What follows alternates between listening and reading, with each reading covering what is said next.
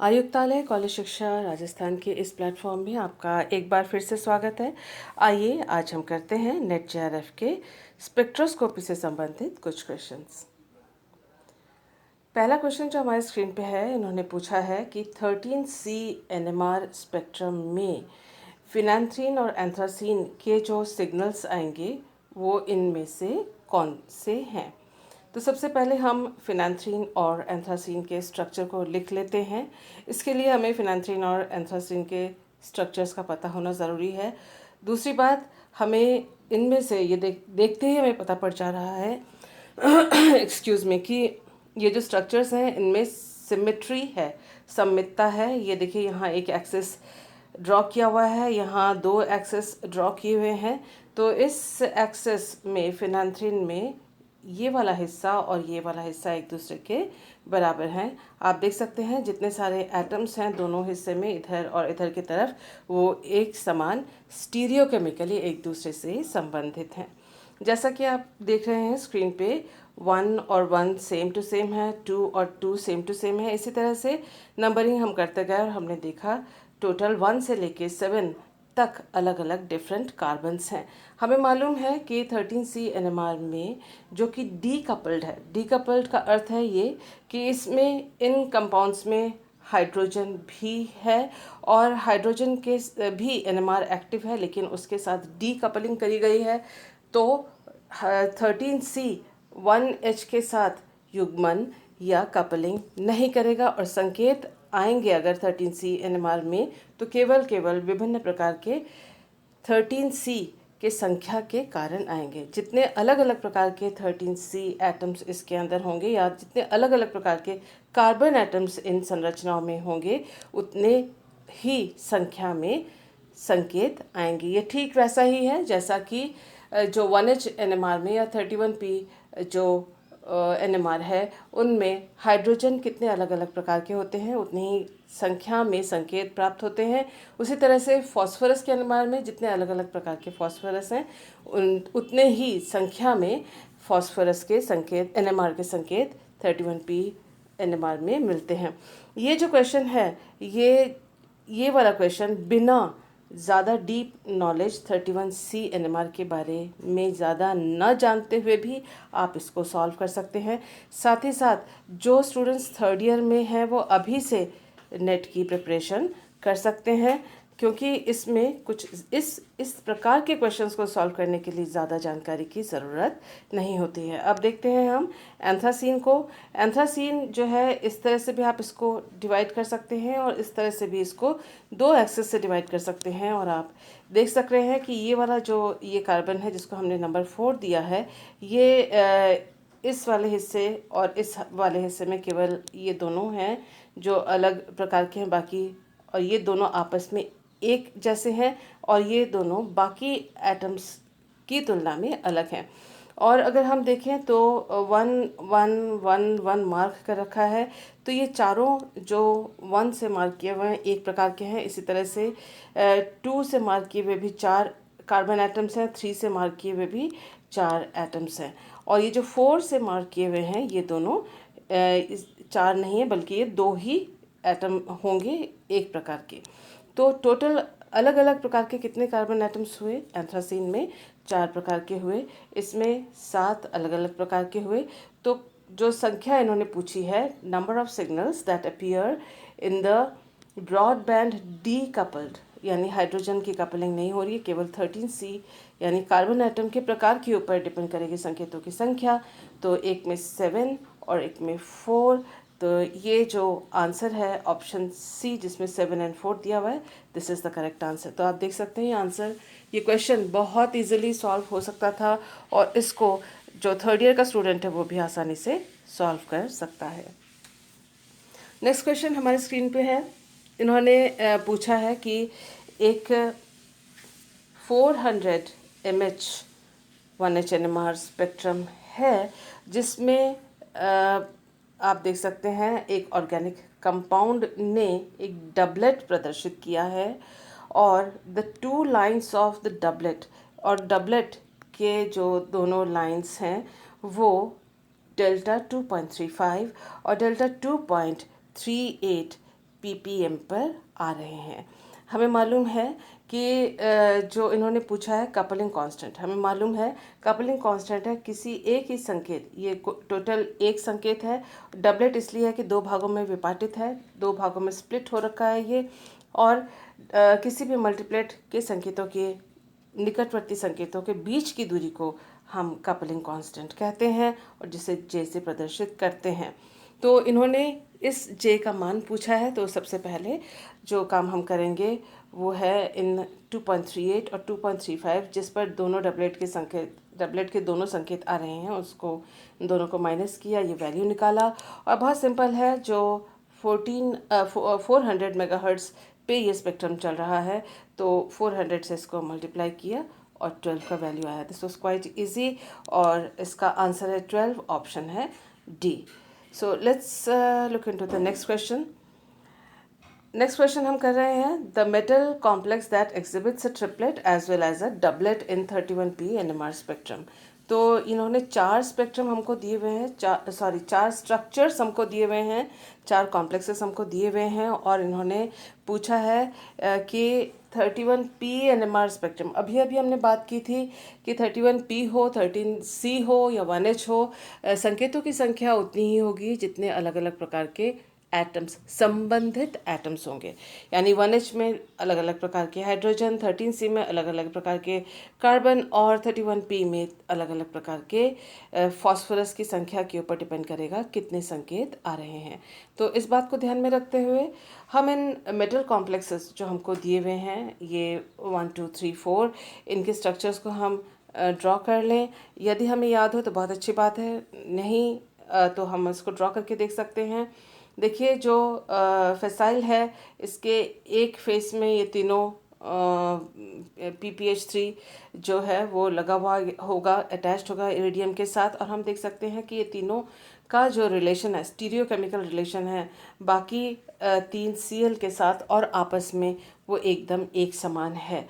तो ये तीनों जो फॉस्फोरस है वो एकदम इक्विवेलेंट है, इसलिए ये सिंगलेट देंगे। सिंगलेट कितने कितने फॉस्फोरस देंगे?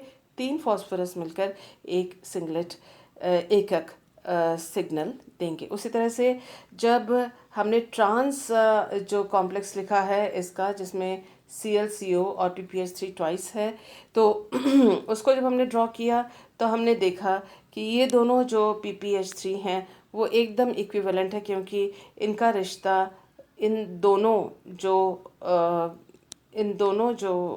लिगेंड्स बाकी दोनों जुड़े हुए हैं और इनका आपस में जो स्टीरियोकेमिकल रिलेशन है वो एकदम एक जैसा है, इसलिए ये और ये एकदम एक जैसे हैं। तो ये दोनों मिलकर एक सिंगलेट देंगे, क्योंकि ये दोनों एक ही प्रकार के हैं। इसमें फॉस्फोरस, तो कितने फॉस्फोरस मिलकर एक सिंगलेट दे रहे हैं, एक संकेत दे रहे हैं? 2 फॉस्फोरस मिलकर एक संकेत सिंगलेट प्रदान कर रहे हैं। तो इन्होंने पूछा है कि एक ट्रिपलेट और एक डबलेट आना चाहिए। तो हमने अभी तक जो दोनों एग्जाम्पल्स किए हैं उन दोनों में सिंगलेट आ रहे हैं। आगे बढ़ते हैं। तो ये है एक मेरिडियनल जो कॉम्प्लेक्स है, उसमें हमें मालूम है एक ट्रांस में लिगेंड्स होते हैं और एक दूसरे फेस में लिगेंड होता है, और ये जो इन तीनों का जो प्लेन बनता है वो बाकी तीनों के लिगेंड्स के प्लेन को काटता है या बाइसेक्ट करता है। इस मेरिडियनल कॉम्प्लेक्स में हम देख सकते हैं कि एक्सक्यूज़ मी कि ये जो दोनों PPH3 हैं ये दोनों एक समान हैं और ये इनसे अलग है। ये दोनों 180 डिग्री ऑपोजिट एक दूसरे के हैं, जबकि ये इनके साथ 180 डिग्री ऑपोजिट में नहीं है। इन दोनों का रिलेशन बाकी लिगेंड्स के साथ एक समान है, जबकि इस PPH3 का, जिसको हमने B से मार्क किया है, देखो दोनों अलग अलग हैं, इनको A से मार्क किया है जबकि इसको B से मार्क किया है, ये दिखाने के लिए कि ये एक दूसरे से अलग हैं। तो इसके द्वारा जो सिग्नल दिया जाएगा और इनके द्वारा जो सिग्नल दिया जाएगा वो एक दूसरे से अलग अलग होंगे, यानी ये कॉम्प्लेक्स हमको 2 सिग्नल्स देगा।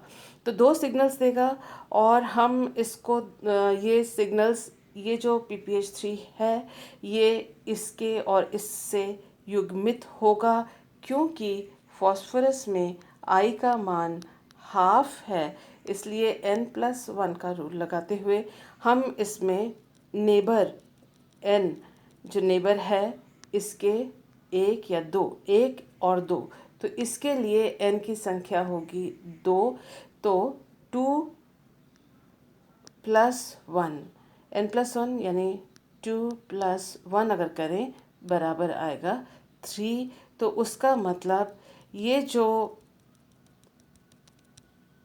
जो फॉस्फोरस है इसके लिए n का मान है 3 और n+1 का मान होगा n का मान है 2 और n+1 का मान होगा 3। तो ये यानी ट्रिपलेट देगा। तो ट्रिपलेट कितने कितने फॉस्फोरस दे रहे हैं? एक फॉस्फोरस ट्रिपलेट दे रहा है। ठीक उसी तरह से ये दोनों सेम हैं। इनके लिए नेबर या निकटवर्ती फॉस्फोरस की संख्या n = 1 है और n+1 अगर करें तो 1 + 1 दैट इज़ 2 यानी डबलेट मिलेगा। किसके लिए? इन दोनों फॉस्फोरस के द्वारा डबलेट दिया जाएगा। कितने फॉस्फोरस एटम्स मिलकर दे रहे हैं? 2 फॉस्फोरस एटम्स दे रहे हैं, तो 2p देंगे, डबलेट देंगे 2p। इसको जो हमने n+1 लिखा था इसको आप 2ni+1 फार्मूले के द्वारा भी आसानी से निकाल सकते हैं। जैसे 2 × n की संख्या अगर हम इसके लिए लें तो 2 और i का वैल्यू होगा हाफ, ये +1, इसको कैंसिल आउट करते हैं तो ब्रैकेट के अंदर आ जाएगा 2, बाहर है +1 दैट मेक्स 3। तो हम देख सकते हैं कि इसके लिए ट्रिपलेट की वैल्यू आई है और कितना एटम कितने संख्या में फॉस्फोरस एटम दे रहे हैं इस ट्रिपलेट को? Only 1 phosphorus is giving a triplet. तो आप इसको इस तरह से भी निकाल सकते हैं क्योंकि आई की वैल्यू हाफ है। बेहतर ये होगा कि आप इस फॉर्मूले को यूज़ करें जो कि सबके लिए हर स्पेक्ट्रम NMR स्पेक्ट्रम के लिए आप यूज़ कर सकते हैं। तो इस तरह से इसका यूज़ करते हुए भी आप देख सकते हैं ए जो देगा आपको डबलेट देगा और 2 फॉस्फोरस एटम मिला के दे रहे हैं, और ये जो बी है वो ट्रिपलेट देगा जो कि 1 फॉस्फोरस एटम दे रहा है। यहाँ हम ये आंसर है, this is the correct answer, ये आंसर है इस क्वेश्चन का। हम इसको भी देख लेते हैं, इसमें इस वाले कॉम्प्लेक्स को भी देख लेते हैं। इसमें चारों के चारों जो फॉस्फोरस हैं आप देख ही सकते हैं वो एक समान है। तो ये सिंगलेट देंगे और कितने फॉस्फोरस मिलकर सिंगलेट को देंगे? 1 2 3 और 4 फॉस्फोरस मिलकर एक सिंगलेट देंगे। हालांकि हमें इसको यहाँ तक सॉल्व करने की ज़रूरत नहीं थी, ये नंबर 1 ऑप्शन था और इसको ड्रॉ करते ही हमें आंसर मिल जाता। बाकियों का हमने इसलिए एनालिसिस किया या उसको डिस्कस इसलिए किया क्योंकि हम एग्जामिनेशन की तैयारी कर रहे हैं। आइए देखते हैं नेक्स्ट क्वेश्चन जो हमारी स्क्रीन पे है। इन्होंने हमको 2 कंपाउंड्स दिए हुए हैं, कंपाउंड ए और कंपाउंड बी, और इन्होंने पूछा है कि ये दोनों कंपाउंड्स जो हैं 2 सिंगलेट्स, ये भी 2 सिंगलेट दिखा रहा है और ये भी 2 सिंगलेट दिखा रहा है। The expected chemical shifts are at delta. तो इनसे जो हम उम्मीद करते हैं दोनों कंपाउंड से ए और बी से, जो कि दोनों ही 2-2 सिंगलेट दे रहे हैं, 2-2 एकक दे रहे हैं, इन चारों ऑप्शन में से कौन से केमिकल शिफ्ट की वैल्यू इनके अकॉर्डिंग होगी। तो देखिए जो कंपाउंड्स हैं उनको देखते ही जो सबसे पहली चीज़ हमको नज़र में आनी चाहिए कि इसमें ये एक्सक्यूज़ मी बेंजीन रिंग है, यहाँ पर भी बेंजीन रिंग है।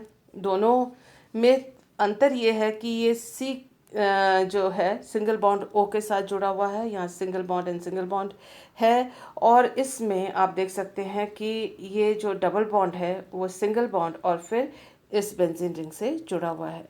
इन दोनों को अगर हम यहाँ पर लिखें तो बात अच्छी तरह से और समझ में आ सकती है। जो ए कंपाउंड है उसमें आप देख सकते हैं कि सी डबल बॉन्ड ओ जो है वो इसके साथ संयुग्मित नहीं है। जो बी कंपाउंड है जो यहाँ लिखा हुआ है वो सी डबल बॉन्ड ओ इस बेंजीन रिंग के साथ संयुग्मित है। आपको मालूम है कि जैसे ही संयुग्मन होता है वैसे ही रेजोनेंस होता है। आप यहाँ देखें तो यहाँ जो डबल बॉन्ड ओ की जगह जब ये सिंगल बॉन्ड ओ लिखा हुआ है, यानी सिंगल बॉन्ड ओ से ये फंक्शनल ग्रुप इसके साथ बॉन्डेड है, इस ऑक्सीजन के ऊपर लोन पेयर ऑफ इलेक्ट्रॉन्स होंगे और ये लोन पेयर ऑफ इलेक्ट्रॉन्स जो है रेजोनेंस के द्वारा इधर भी और इधर भी lone pair of electrons same groups हैं। आप देखिए दोनों तरफ सिंगल बॉन्ड O, फिर single bond C double bond O है। इसी तरह से यहाँ पर भी सेम है, यहाँ पर भी दोनों तरफ C double bond O, C double bond O के साथ बेंजीन रिंग सिंगल बॉन्ड से जुड़ा हुआ है, यानी ये और ये संयुग्मित हैं डबल बॉन्ड के साथ और ये लोन पेयर के साथ संयुग्मित है। इसमें जो कंपाउंड नंबर A है उसमें जो लोन पेयर ऑफ इलेक्ट्रॉन्स हैं ये आप देख सकते हैं वो रेजोनेंस के द्वारा रिंग में पहुंच रहे हैं। रिंग में माइनस चार्ज आएगा इसके ऑर्थो और इसके पैरा पर, इसी तरह से इसके ऑर्थो और पैरा पर। कुल मिला के रिंग में पूरे वलय में जो बेंजीन रिंग है उसमें माइनस चार्ज होगा। किसकी वजह से? रेजोनेंस की वजह से। तो रेजोनेंस की वजह से यहाँ माइनस चार्ज होगा। नीचे वाला एग्जाम्पल जो एग्जाम्पल नंबर B है उसको देख लेते हैं। यहाँ आप देख सकते हैं ऑक्सीजन जो है वो इलेक्ट्रोनेगेटिविटी है और इलेक्ट्रॉन्स को, पाई बॉन्ड के इलेक्ट्रॉन्स को अपनी ओर आकर्षित कर रहा है, यहाँ भी और यहाँ भी। उसका मतलब है ये इलेक्ट्रॉन्स को खींच रहा है, कहाँ से? बेंजीन रिंग से। आप देख सकते हैं कि यहाँ पर प्लस चार्ज बेंजीन रिंग में है जो कि ऑर्थो और पैरा पोजिशन पे होगा इस फंक्शनल ग्रुप के लिए, या आप कह सकते हैं इस सी डबल बॉन्ड O के लिए, और ऑक्सीजन के ऊपर आ गया माइनस चार्ज, आप देख सकते हैं। इसी तरह से ये जो सी डबल बॉन्ड O है वो अपने ऑर्थो और पैरा पे प्लस चार्ज लाएगा। कुल मिला के हम ये कह सकते हैं इस पूरे बेंजीन रिंग में प्लस चार्ज फैला हुआ होगा। उसका एक एक स्ट्रक्चर हमने यहाँ दिखाया हुआ है। अब बात समझने वाली ये है कि यहाँ इस वाले केस में जो कंपाउंड नंबर स्ट्रक्चर नंबर 1 है या कंपाउंड नंबर 1 है, इसमें जो इलेक्ट्रॉन है वो रिंग में फैला हुआ है, रिंग पर माइनस चार्ज है और इन इलेक्ट्रॉन्स की वजह से जो रिंग के हाइड्रोजन होंगे वो शील्डेड या परिरक्षित हो जाएंगे। जैसे ही परिरक्षित हो जाएंगे तो जो डेल का मान होता है वो घट जाता है।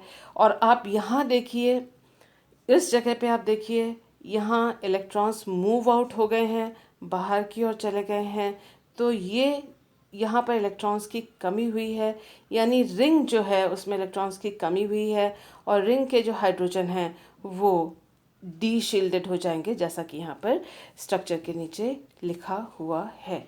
तो एक चीज़ आप और देखिए कि इन दोनों के अगर NMR जो संकेतों की पोजीशन यानी केमिकल शिफ्ट देखी जाए तो यहाँ पर हमें दो चॉइसेस दिए हुए हैं, 6.9 और 7.7, 7.7 6.9, 6.9 7.7, 7.7 6.9।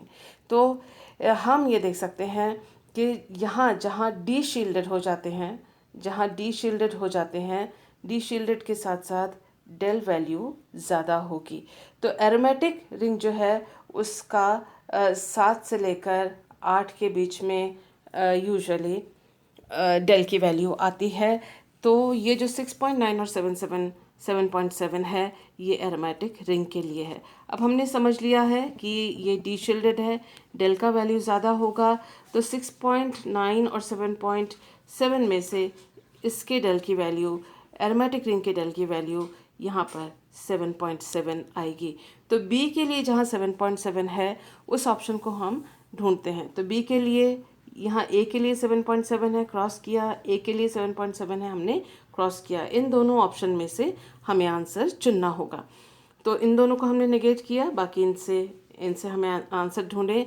अब आप देखिए कि यहाँ इन दोनों जो हमें कंपाउंड दिए हुए हैं, यहाँ जो एमी है वो सी डबल बॉन्ड O के साथ जुड़ा हुआ है और यहाँ जो एमी है वो ऑक्सीजन के साथ जुड़ा हुआ है।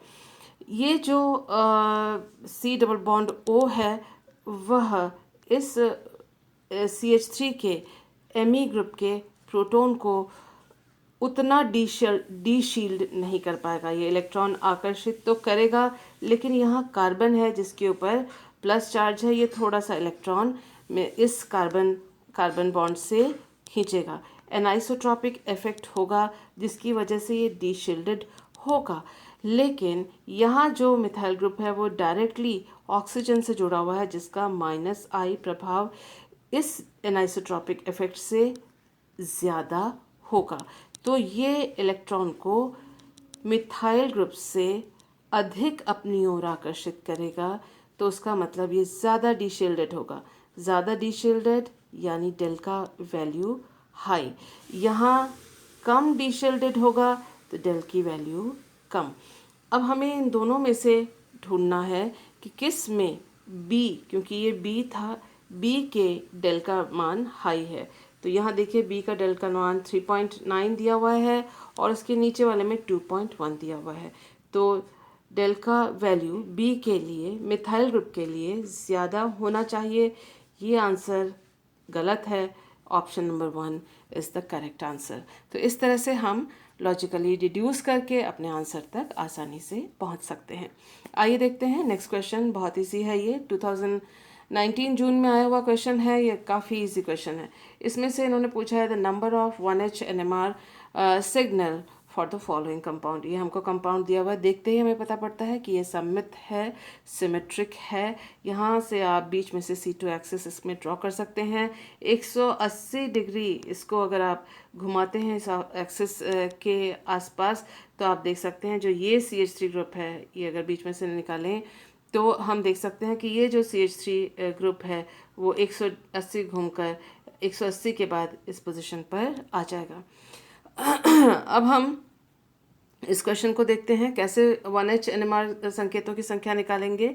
1H NMR संकेतों की संख्या निकालने के लिए हमें अलग अलग हाइड्रोजन ढूंढने होंगे। जितने अलग प्रकार के हाइड्रोजन होंगे, संकेतों की संख्या उतनी ही होगी। तो अब हम मार्क करते हैं। देखिए हमने यहाँ से मार्क करना शुरू किया है। ये वाला यहाँ पर एक हाइड्रोजन है, यहाँ पर एक हाइड्रोजन है, उसको हमने ड्रॉ किया है। इन दोनों पर एक एक हाइड्रोजन, क्योंकि यहाँ पर CH2 है तो दोनों हाइड्रोजन यहाँ पर हमने ड्रॉ किया हुआ है। उन सभी आप जब एग्जामिनेशन में करेंगे तभी भी आप हाइड्रोजन्स को ड्रॉ करते हुए जाएंगे, ताकि जैसे यहाँ पर एक हाइड्रोजन है, यहाँ पर एक हाइड्रोजन है, तो यहाँ पर CH3 है। तो इन सभी को आप यहाँ पर लिखेंगे अगर एग्जामिनेशन में, तब जाके आपका आंसर जो है करेक्ट और फास्ट होगा। तो ये एक जैसे हैं, जो बी वाले हैं, ये और ये प्रोटॉन्स एक जैसे हैं, ये और ये प्रोटॉन एक जैसा है, जैसा कि आप देख सकते हैं डबल बॉन्ड दोनों तरफ सिमेट्रिकली लगा हुआ है। तो इस तरह से हम देख सकते हैं कि A, B, C और ये D दोनों हाइड्रोजन एक प्रकार से हैं, तो 4 NMR सिग्नल्स इसमें होंगे। तो answer is option number 2, 4 NMR signals, and that was quite easy. आइए करते हैं नेक्स्ट क्वेश्चन जो हमारे स्क्रीन पे है। ये भी जून 19 का आया हुआ क्वेश्चन है। ये हमारे पास 4 कंपाउंड्स का ऑप्शन दे रखा है और पूछा है इनमें से कौन सा कंपाउंड इन स्पेक्ट्रोस्कोपिक डेटा से मैच करता है। जैसे ही हमें ये पैरा पैरा पैरा और मेटा, इस तरह के पैरा सब्स्टिट्यूटेड कंपाउंड अगर हमें ऑप्शन में दिए हुए हों, तो सबसे पहले ढूंढना चाहिए कि डबलेट ऑफ डबलेट है कि नहीं। यानी एरोमेटिक प्रोटॉन्स जो होंगे ये अलग इस तरह से सब्स्टिट्यूटेड हैं, पैरा सब्स्टिट्यूटेड हैं, तो डबलेट ऑफ डबलेट देते हैं। और 2 डबलेट्स हमको नज़र आएंगे और पहचान कैसे करेंगे वो एरोमेटिक के हैं। एक तो वो 7 से 8 वाले रेंज में, या 6.9 से 6.5 से 8 के आसपास, या 8.5 के आसपास इसका जो डेल वैल्यू है वो आता है। लेकिन इसके अलावा भी जो सबसे बड़ी पहचान की चीज़ होती है वो है कि जे का वैल्यू सेम होना। जे के वैल्यू 2 डबलेट्स के लिए सेम होना, जो कि हमें दिखाता है, इंडिकेट करता है कि ये डबलेट ऑफ डबलेट है, और जो कंपाउंड है वो पैरा सब्स्टिट्यूटेड कंपाउंड या para substituted benzene compound, aromatic compound है। तो आइए हम देखते हैं अपने जो हमें डाटा इन्होंने दिया हुआ है उसमें डबलेट ऑफ डबलेट है कि नहीं।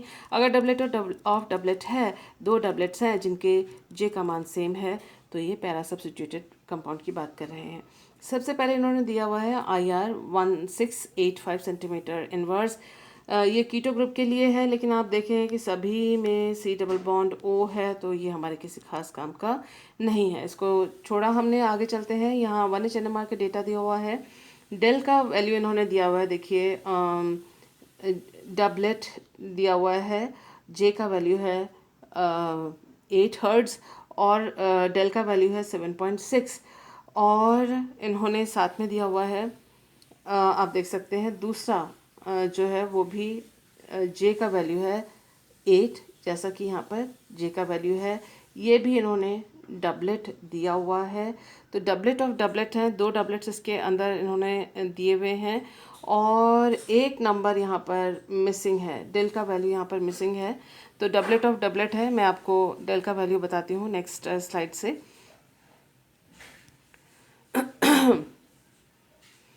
डेल की वैल्यू है 7.84 एंड 7.60। तो जो यहाँ पर प्रिंटिंग में इस क्वेश्चन में मिस्टेक है, दैट इज़ 7.8 यहाँ पर आना चाहिए था। आप इसको अगर आप नोट्स बना रहे हैं या किसी तरह से इसको लिख रहे हैं, तो दिस इज़ 7.8 जो यहाँ पर मिसिंग हुआ है। तो एक तो 7.8 डेल है, 7.6 डेल है। दूसरी बात यह है कि इनके दोनों का जे जो है सेम है। एक और बात यह है, ये 2 हाइड्रोजन है और ये भी 2 हाइड्रोजन है, जो कि क्लियरली इंडिकेट कर रहे हैं पैरा सब्स्टिट्यूशन के बारे में। 2 डबलेट एरोमेटिक यानी 7.8, 7.60 एरोमेटिक प्रोटॉन्स हैं, पहली बात। दूसरी बात, दोनों के जो मेन है, दोनों के जे का वैल्यू सेम है। तीसरी बात, ये 2H और 2H, पैरा सब्स्टिट्यूशन के बाद 4 हाइड्रोजन रहते हैं और 2-2 हाइड्रोजन का एक एक पीक इन्होंने दे रखा है। तो उसका मतलब जैसे ही हम देख रहे हैं, जो ये मेटा सब्स्टिट्यूटेड कंपाउंड है, इसको किया हमने क्रॉस। अब हम बाकी का देख रहे हैं, बाकी ये इनमें से कौन सा वैल्यू हो सकता है। देखिए, ये सारे हेलो सब्स्टिट्यूटेड हैं, और आमतौर पे जो CH2 का जो डेल का वैल्यू होता है वो 1.2 होता है। लेकिन CH2 अगर Br के साथ जुड़ा हुआ हो और CH2 अगर Cl के साथ जुड़ा हुआ तो क्या होगा। देखिए, Cl की इलेक्ट्रोनेगेटिविटी है ज़्यादा, Br की इलेक्ट्रोनेगेटिविटी उससे कम है। तो अगर डी शील्डिंग, इलेक्ट्रॉन ये अट्रैक्ट करता है और आकर्षण करने की, इलेक्ट्रॉन आकर्षित करने की क्षमता इसकी ज़्यादा है। डी शील्डिंग इसमें ज़्यादा होगी Cl में, Cl के द्वारा CH2 प्रोटॉन में डी शील्डिंग ज़्यादा होगी। डी शील्डिंग ज़्यादा है और तो डेल का वैल्यू होगा ज़्यादा। इसमें डी शील्डिंग कम होगी, इलेक्ट्रॉन आकर्षित करने की क्षमता इसकी कम है, तो इसके तुलना में यहाँ पर जो डेल की वैल्यू है वो कम होगी। आप देख सकते हैं यहाँ पर हमें 2 डेल की वैल्यू दी हुई है, एक 3.65 दिया हुआ है और हमें 3.18 दिया हुआ है, और एक हमें दिया है 2.25। 3.65 जो है वो 2H 2 हाइड्रोजन के लिए है, और 3.18 भी 2 हाइड्रोजन के लिए है, और 2.25 भी 2 हाइड्रोजन्स के लिए है।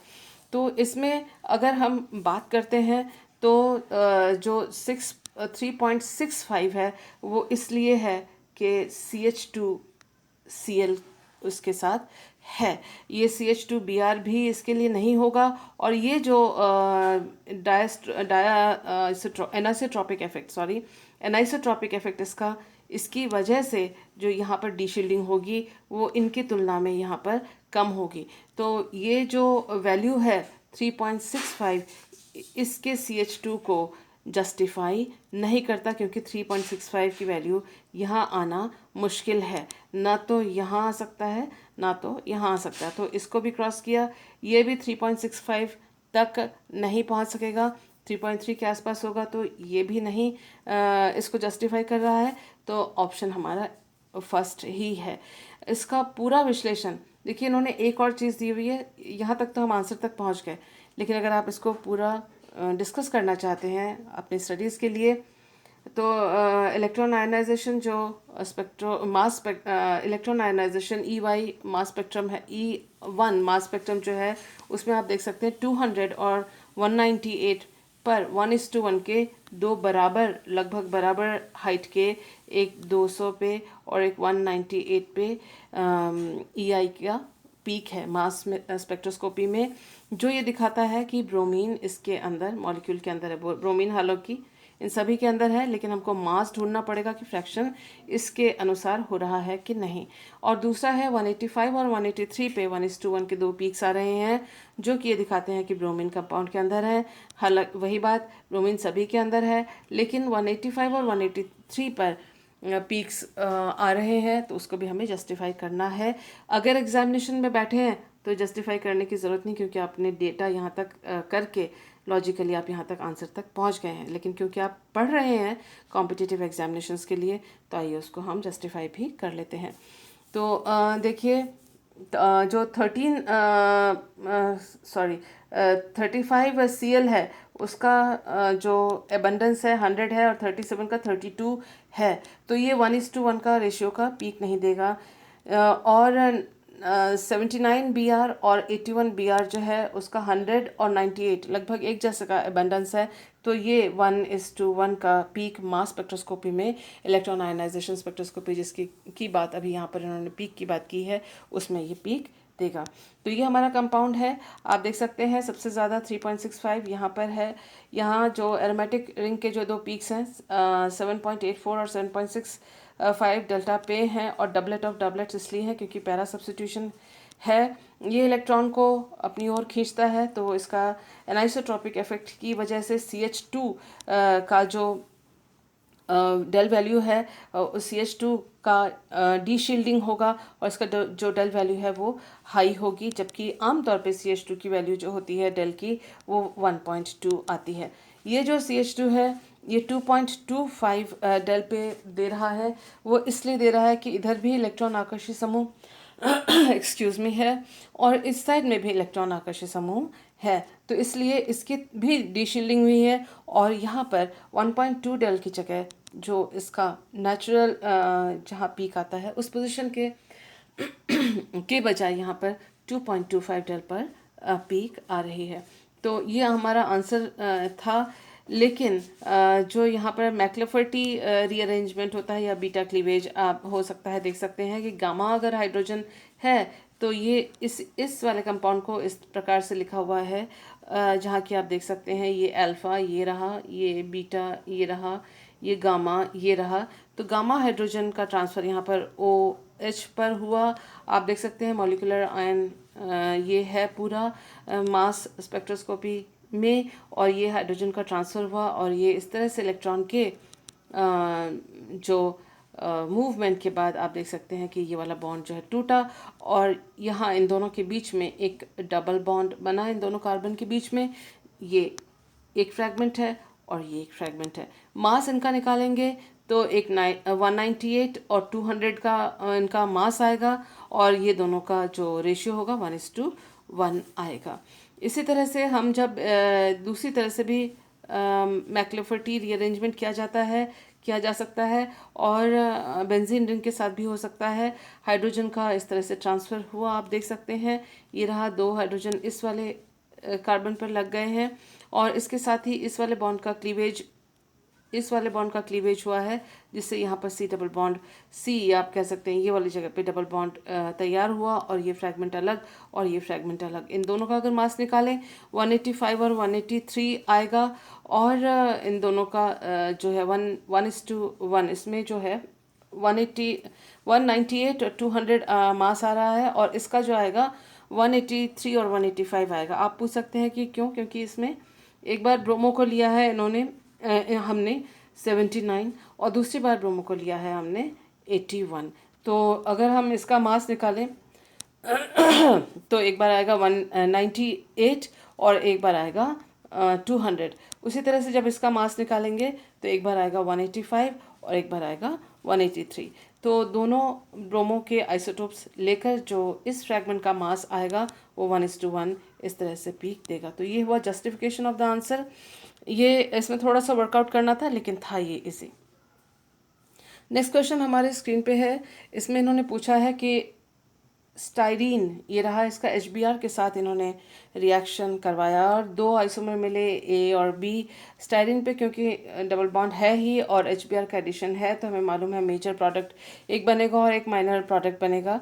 और उस तरह से इन्होंने ये बोला है कि NMR स्पेक्ट्रम इस उत्पाद के मिश्रण का उत्पाद के मिश्रण का अगर हम निकालते हैं, एक बार हाइड्रोजन यहाँ जुड़ा हुआ जो मेजर होगा, एक बार यहाँ जुड़ा हुआ जो माइनर होगा हाइड्रोजन जुड़ने पे, और उनके जो पीक्स आएंगे 5.17, 3.53, 3.17 और 3.15 और 2.00 ppm, इन चार जगह पे जो पीक्स आएंगे इन दोनों कंपाउंड्स के द्वारा दिए जाने वाले, एक ही में ये चारों नहीं हैं, अलग अलग में हैं, इस बात को आप समझ लें। और इन पीक्स की संख्या मिश्रण के द्वारा जो एनएमआर दी जाएगी, इन पीक्स की संख्या जो इन पीक्स का जो पोजीशन होगा और उसकी जो रेशियो होगी, पोजीशन तो ये रहा, जो रेशियो है वो इस तरह से 2:1:1:6। उसका मतलब ये है कि अगर इस पीक को 2 हाइड्रोजन ने दिया तो इस पीक को 1 हाइड्रोजन देगा, इसको 1 हाइड्रोजन देगा और इसको 6 हाइड्रोजन देंगे। इस बात को ध्यान में रखते हुए इन्होंने 4 रेशियो दिए हुए हैं कि इस तरह का हमें मिश्रण का हमें ये एनएमआर डेटा मिला है और पीक हाइट्स हमें मिली है 2:1:1:6 इस डेल्टा वैल्यू के लिए। अब इन्होंने हमें 4 ऑप्शंस दिए हुए हैं। 4 ऑप्शंस में से कौन सा रेशियो ए और बी का होगा ताकि इन डेल्टा वैल्यूज़ पे ये रेशियो इन पीक्स के हाइड्रोजन की या पीक हाइट की आए। तो सबसे पहले तो हमें कंपाउंड को लिख लेना है। HBr का एडिशन किया है हमने। यहाँ पर ये देखिए मेजर प्रोडक्ट होगा जहाँ हाइड्रोजन उसी कार्बन से जुड़ेगा जहाँ पहले से उपस्थित हाइड्रोजन की संख्या अधिक है, तो ये मेजर प्रोडक्ट होगा। यहाँ पर हाइड्रोजन उस कार्बन से जुड़ा है जहाँ पहले से उपस्थित हाइड्रोजन की संख्या कम है, तो ये माइनर प्रोडक्ट होगा, ये हमें मालूम है। अब हम देखते हैं कि 4 वैल्यूज़ हमको दिए हुए हैं 5.17, 2.00, 3.15 और 3.53। सबसे पहला काम जो हमें इस क्वेश्चन में करना है वो कि ये डेल वैल्यूज़ को असाइन करना है, बताना है कि कौन से, या निश्चित करना है कि कौन से हाइड्रोजन कौन सा डेल वैल्यू यहाँ पर दे रहे हैं। अब देखिए 5.17 वहाँ पर उस हाइड्रोजन के द्वारा दिया जा रहा है जिस पे Br तो जुड़ा हुआ है ही है। इसमें भी 3.53। देखिए 2 हाई वैल्यूज़ हैं, एक ये हाई है और ये दोनों लोअर वैल्यूज़ हैं, 3.15 और 2.00 लोअर वैल्यूज़ हैं। हायर वैल्यूज़ तो उस कार्बन के होंगे जिस पे Br जुड़ा हुआ है। यहाँ एरोमेटिक रिंग के प्रोटॉन की बात नहीं की गई है क्योंकि वो 7 से के आसपास होगी, जब 7 डेल के आसपास यहाँ पर कोई वैल्यू यहाँ पर दी हुई नहीं है। तो 5.17 उस कार्बन उस हाइड्रोजन का होगा जिसमें Br जुड़ा हुआ है, 3.53 भी उस हाइड्रोजन का होगा जिस पे Br जुड़ा हुआ है, और ये दोनों उस हाइड्रोजन के होंगे जिन पे Br नहीं जुड़ा हुआ है क्योंकि ये लोअर वैल्यूज़ हैं। हमें मालूम है कि जो ये हैलोजन है वो डी शील्डिंग करता है, इलेक्ट्रॉन्स को अपनी ओर खींचता है। यहाँ पर ये भी इलेक्ट्रॉन्स को अपनी ओर खींचेगा, जिस वजह से यहाँ इस प्रोटॉन की डी शील्डिंग सबसे ज़्यादा हाई होगी। यहाँ पर जो Br जुड़ा हुआ है इसकी डी शील्डिंग इसके माइनस आई प्रभाव के द्वारा होगी जैसे कि यहाँ पर हो रही है, लेकिन यहाँ इसके साथ क्योंकि फिनाइल ग्रुप नहीं है रेजोनेंस के लिए और इलेक्ट्रॉन्स को अपनी ओर आकर्षित करने के लिए, तो इसकी डी शील्डिंग जो है, इस CH2 की डी शील्डिंग थोड़ी कम होगी, इस CH की जो डी शील्डिंग है वो ज़्यादा होगी। ज़्यादा डी शील्डिंग हाई वैल्यू, कम डी शील्डिंग थोड़ी सी कम वैल्यू। तो हमने इन दोनों जो वैल्यूज़ है उनकी स्थिति यहाँ पर हमने फिक्स कर दी। दूसरी जो वैल्यू आ रही है वो है 2.00 और 3.15 की, क्योंकि हाइपर कॉन्जुगेशन के द्वारा इसके इलेक्ट्रॉन्स जो हैं वो बेंजीन रिंग की ओर आकर्षित हो जाते हैं, तो इसीलिए जो है ये इलेक्ट्रॉन अपनी ओर खींचता है, तो इसकी इस हाइड्रोजन की इन हाइड्रोजन्स की डी शील्डिंग इसके तुलना में ज़्यादा होगी। यहाँ इसकी डी शील्डिंग हो रही है, आमतौर पर 1.25 के आसपास इसका वैल्यू आना चाहिए, लेकिन आप देख सकते हैं कि यहाँ पर ये Br है, ये भी इलेक्ट्रॉन यहाँ से जो Br की वजह से यहाँ शिफ्ट हो रहा है इलेक्ट्रॉन का, डी शील्डिंग यहाँ पर भी हो रही है, डी शील्डिंग यहाँ पर भी हो रही है, इसकी दो तरफ से हो रही है। यहाँ इसके द्वारा क्योंकि यहाँ पर इलेक्ट्रॉन जा रहा है, यहाँ पर रेजोनेंस या हाइपर कॉन्जुगेशन के द्वारा इधर की तरफ जा रहा है। तो दो जगह से इसकी डीशील्डिंग हुई है, इसकी डीशील्डिंग केवल एक जगह से एक ही दिशा में हो रही है। और यहाँ पर इस कार्बन पर भी डीशील्डिंग ज़्यादा इसलिए है क्योंकि C6H5 हाइपर कॉन्जुगेशन के द्वारा इलेक्ट्रॉन्स को अपनी ओर खींच रहा है। कुल मिला के डीशील्डिंग अगर इस CH3 और इस CH3 और इस CH2 की हम देखते हैं तो यहाँ पर डीशील्डिंग, इस जगह पे डीशील्डिंग है ज़्यादा, इसमें डीशील्डिंग उसकी तुलना में कम है। और जहाँ ज़्यादा डीशील्डिंग है डेल की वैल्यू हाई, कम डीशील्डिंग डेल की वैल्यू उसकी तुलना में कम। तो इस तरह से सबसे पहले हमने जो डेल वैल्यूज़ को इसमें असाइन किया, उसके बाद हमने देखा कि कितने जो प्रोटॉन्स हैं एक एक पीक को प्रदर्शित कर रहे हैं। यहाँ 5.17 और यहाँ पर ये जो 2.00 है, ये जो है एक प्रोटॉन और ये 3 प्रोटॉन के द्वारा प्रदर्शित कर रहे हैं, 1H और 3H। यहाँ पर 2 प्रोटॉन्स और 2 प्रोटॉन्स, 1:1 का रेशियो होगा पीक्स का, और 2 हाइड्रोजन इसको प्रदर्शित कर रहे हैं। तो अगर हम यहाँ पर 1H 3H और 2H का रेशियो देखें तो यहाँ पर जो हमसे मांगा गया है 2:1:1:6, वो रेशियो यहाँ नहीं आ रहा है। तो क्योंकि इसमें 50% ये और 50% दोनों का बराबर माना गया है।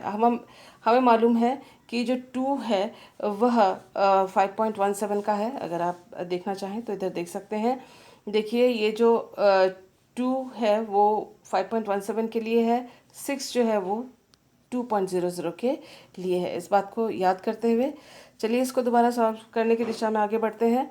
तो हमने इसको दुगना किया, इसके रेशियो को, इसके अनुपात को दुगना किया, 2 गुना किया, तो 1 की जगह 1 H की जगह यहाँ पर हो जाएगा 2H, 3 हाइड्रोजन की जगह हो जाएगा 6H।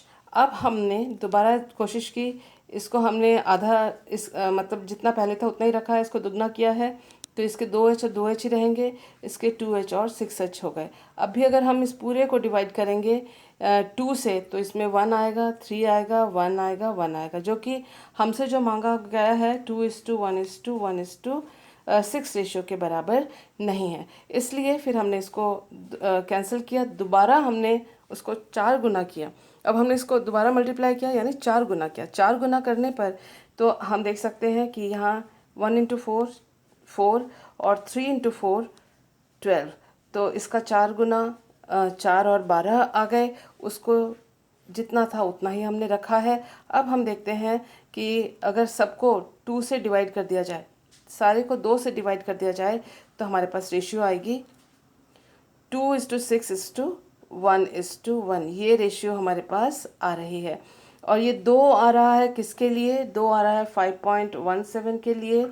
और ये जो साइड में ये जो 6 है ये आ रहा है 2.00 के लिए। और ये जो 1 और 1 है बाकी इन दोनों के लिए। तो उसका मतलब जब 4 गुना हमने कर दिया मेजर प्रोडक्ट को, तब जाके हमें ये रेशियो प्राप्त हुआ। अगर ऐसी बात है तो आंसर कौन सा होगा? आंसर देख रहे हैं यहाँ पर 4:1 इन्होंने पूछा था। A एंड B का रेशियो 4:1 है, जहाँ की A मेजर है और B माइनर है। तो इस वाले क्वेश्चन में अपने को थोड़ा सा काम करना था, लेकिन क्योंकि ये 4 मार्कर था, 4 मार्क्स का क्वेश्चन था, तो इतना हम कर ही सकते हैं, but it was not difficult. So I hope this video was useful to you. Thank you for being with me.